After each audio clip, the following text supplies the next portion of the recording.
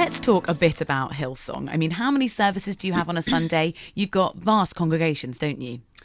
Okay, well, if we look at Australia alone, I think it's something like 67 services across a weekend, from Friday night youth right through to Sunday night. So it's not small. There's a number of 67, campuses. did you say? That's not 627. 67. 67. I am hearing correctly. You are correctly. You are hearing correctly. And I don't know, something like 29 locations and a bunch of campuses everywhere, up and down, the east coast of Australia. And so, but we've been pastoring that church for more than 30 years. Yeah. So it hasn't happened overnight. Well, I remember when I've been to the service there, I think, as I mentioned earlier, and I remember arriving early and there was a queue outside. Oh. They were queuing to get into church. Isn't that lovely when people are lining up for the house of God? See, that's the best. Absolutely. Hillsong is seen as being quite hip and trendy and does attract a younger generation. Mm-hmm. What can other churches learn from Hillsong? I mean, that is very true. We do have a younger demographic, but we also have lots of lovely older people.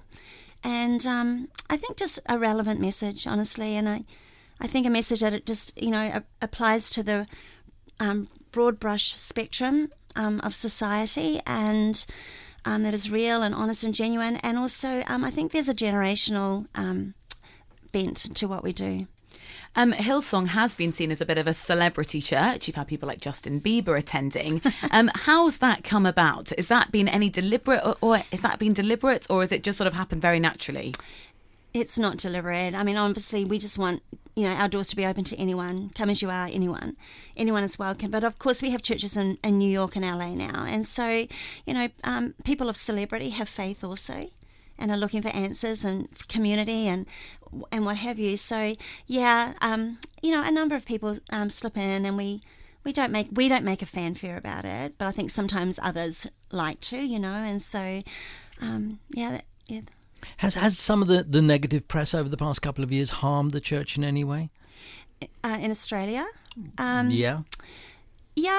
I don't think it's harmed it because it's flourishing. And, I think there's always going to be a small camp of people who have their own agenda and are negative. And, Australia has a little bit of a thing called the tall poppy syndrome.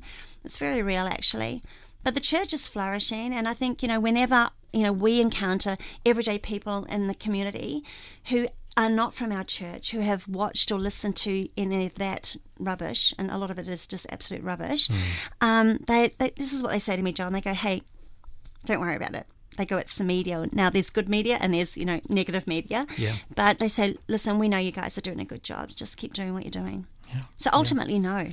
Well, I'm pleased to hear that. Your book, Sisterhood, out very soon? Yes, launching next week here in the UK, right before the Colour Conference, which is lovely. Absolutely brilliant.